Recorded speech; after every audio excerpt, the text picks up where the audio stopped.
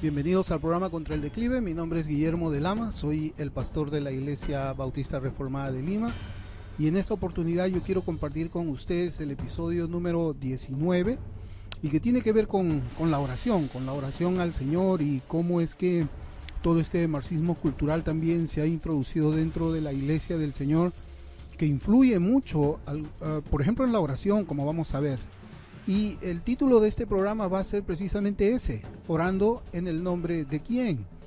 Y es un programa donde yo quisiera demostrar precisamente eso, cómo es que influye el marxismo cultural en los profesantes de la fe cristiana. Ya escuchamos la polémica oración del representante demócrata Emanuel Cleaver, quien cuando había hecho la apertura de la legislatura en los Estados Unidos, él termina su oración diciendo amén y hay women, ¿no? Algo bastante muy curioso porque pues men significa hombres, traducido del inglés al español, y women significa mujeres, traducido desde el idioma inglés al idioma español, y eso pues sonó bastante raro, pero eso es precisamente una demostración de cómo es que influye el marxismo cultural, con su lenguaje inclusivo. Nosotros podemos ver también esto mismo en el ámbito del gobierno de acá del Perú. Todos hablan los peruanos y las peruanas, los niños y las niñas. Eso es algo que ya la Real Academia de la Lengua Española ha dicho que es un absurdo completo, ¿no? Pero así es el lenguaje inclusivo, así es el marxismo cultural. Así es como viene destruyendo aún el lenguaje en el ámbito secular, pero también se ha introducido dentro del ámbito evangelical, dentro del ámbito reformado también, ¿no? Algunos decían que la fe reformada era la columna y el sostén de la verdad, hablando precisamente de lo que es la fe reformada, la ortodoxia o el calvinismo histórico, que fue prácticamente la forma de doctrina adoptada en el tiempo de la Reforma Protestante, el tiempo en que fue conocida la Iglesia del Señor del puritanismo como la época dorada de la Iglesia, ¿no? Pero ahora, ¿qué cosa es lo que vemos nosotros? Hemos visto ya del demócrata Emanuel Cleaver hablar su amen y a woman, women. Ahora vemos al pastor de la Iglesia Episcopal Metodista Africana. Es interesante el nombre de esta iglesia, es la Iglesia Episcopal Metodista Africana, y él se llama Sylvester Beeman, y él terminó la oración de bendición que hizo pues durante la toma de posesión del mando del presidente Joe Biden en los Estados Unidos, diciendo: para tu gloria, majestad, dominio y poder para siempre, aleluya, gloria, aleluya, en el fuerte nombre de nuestra fe colectiva. Amén. En el fuerte nombre de nuestra fe colectiva. Yo quisiera que vean este video, ahí está. To your glory, majesty, dominion and power forever. Hallelujah. Glory, hallelujah. In the strong name of our collective faith. Amen. Bueno, él ora en el fuerte nombre de nuestra fe colectiva. ¿La fe colectiva de quiénes? ¿Qué cosa es lo que él está hablando? ¿Por qué es que él no dice oro en el nombre poderoso del Señor Jesús? ¿Por qué él dice en el nombre de nuestra fe colectiva, en el poderoso nombre o en el fuerte nombre? Bueno, esto es la consecuencia de la ideología marxista cultural que afirma la identidad política.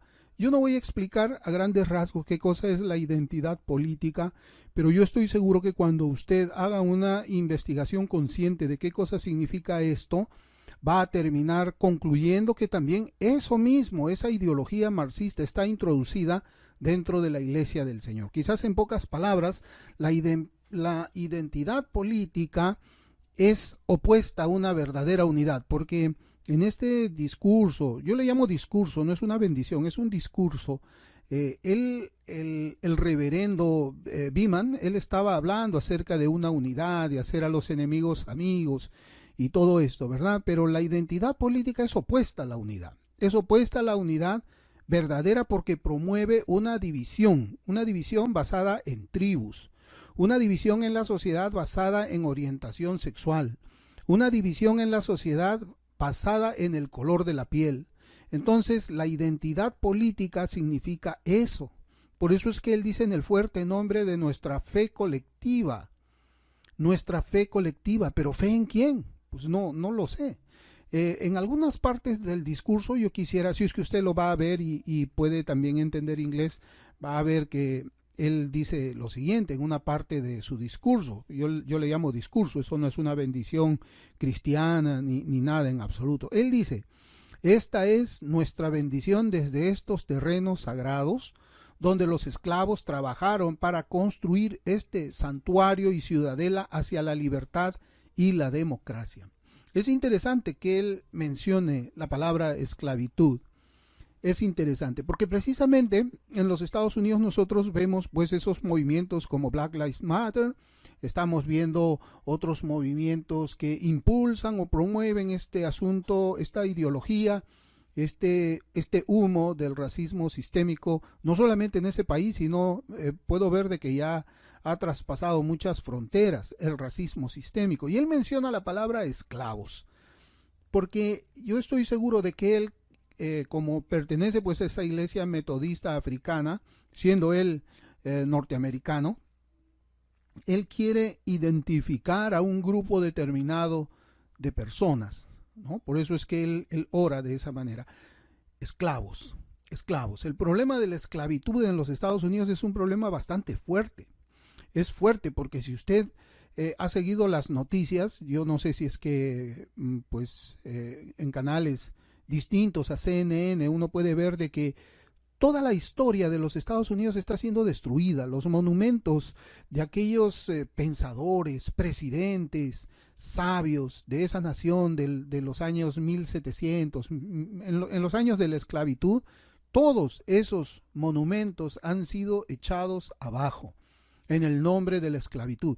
Y la iglesia evangélica y reformada también apoya eso, ¿no? Apoya eso y eso es bastante triste. Apoya muchas veces con palabras directas y otras veces lo apoya con su silencio, ¿no? Pero luego, este reverendo Beeman, él dice: reconozcamos todos, desde los indígenas nativos americanos hasta los que recientemente recibieron su ciudadanía, desde los afroamericanos hasta aquellos cuyos antepasados vinieron de Europa y de todos los rincones del mundo.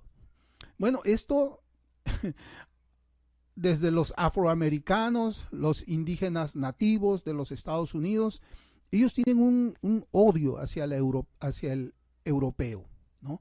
Inclusive esto se puede ver en el ambiente reformado, como yo les digo, porque ustedes van a escuchar a profesores de seminario, como el seminario de Albert Mohler, por ejemplo, es el que pues más viene a mi mente porque es donde más se puede ver eso. Profesores de ese seminario dicen, bueno, por cada libro de un teólogo anglo blanco que tú leas, es preciso que leas 2 libros de un teólogo afroamericano o negro, ¿no? Eso es un sinsentido, por decirlo menos. Es un sinsentido. ¿Qué tiene que ver el color de piel con la interpretación bíblica? Pero a ese absurdo ha sido llevada pues ahora la tendencia o la ideología marxista cultural dentro del ambiente evangelical, dentro del ambiente reformado también. Pero como yo les digo, esto es una palabrería marxista cultural. Es evidente que este discurso no podía terminar invocándose el nombre del Señor Jesucristo. Eso no era una oración, eso era un discurso político de afianzamiento, podemos decir, de todos esos movimientos que en su tiempo lucharon contra el presidente Donald Trump en favor del Partido Demócrata, en favor de Joe Biden, en favor de Kamala Harris también. Eso es evidente. Nosotros no podemos ser ciegos y dejar de ver todo lo que estamos viendo que está pasando ahora, ¿no? Desde, como le digo, esa oración que termina Amen y Women es algo tremendo, ¿no? No podía pues terminar este reverendo metodista de la iglesia africana invocando el nombre del Señor, sobre todo cuando esas bendiciones, esos parabienes que él estaba invocando Sí, posiblemente en el nombre del Señor, pero sobre todo cuando esas bendiciones se las ofrecía a un hombre que luego de su juramentación iba a afianzar deliberadamente leyes para promover la matanza de los bebés con el dinero del pueblo norteamericano. ¿Cómo podía bendecir en el nombre del Señor a un hombre que ya ha comenzado a dar esos pasos para matar inocentes en los vientres de su madre? Bueno, el mundo está de cabeza, ¿no? Éxodo 20:13 dice: no matarás, no asesinarás. Es algo que los cristianos conocemos mucho, entendemos el significado. Tal vez algunos lo entienden de una forma limitada, pero es amplio. Hay un abanico de prohibiciones allí cuando dice no matarás. Tristemente, el marxismo cultural no solamente está avanzando en esa sociedad que viene destruyendo los valores morales de ese pueblo que hasta hace unas décadas atrás era un pueblo que de alguna manera tenía, por ejemplo, en sus escuelas los 10 mandamientos en un mural, se hacían oraciones al Dios de la Escritura, se leía la Escritura en todas las escuelas, y hoy día pues vemos una sociedad fragmentada, dividida por el odio. Esa fragmentación, esa enemistad es el resultado de aplicar la teoría crítica, esa teoría crítica que no es otra cosa que marxismo cultural. Éxodo 20:13 dice no matarás, y se habrá olvidado este reverendo Sylvester Beeman de lo que significa este mandamiento. Yo no creo, y preste bien a lo que le voy a decir. Es imposible que una persona pueda ignorar ese mandamiento de la palabra de Dios. Es imposible que pueda excluir a los bebés de ese mandamiento de la palabra del Señor. Lo que sucede es que la ideología de estos hombres es más fuerte que sus convicciones bíblicas. La ideología marxista cultural es más fuerte que las convicciones teológicas. En estos tiempos en los Estados Unidos se está enseñando en muchos seminarios, se está enseñando en muchas escuelas evangélicas o colleges, como se les llama allá. En el entrenamiento académico de un pastor se está enseñando lo que es el racismo, la teoría crítica racial, la interseccionalidad. Y eso se está convirtiendo mucho más fuerte que las convicciones bíblicas que un cristiano y sobre todo un pastor debe de tener. Es lamentable. Pero esto que nosotros estamos viendo es solamente el inicio.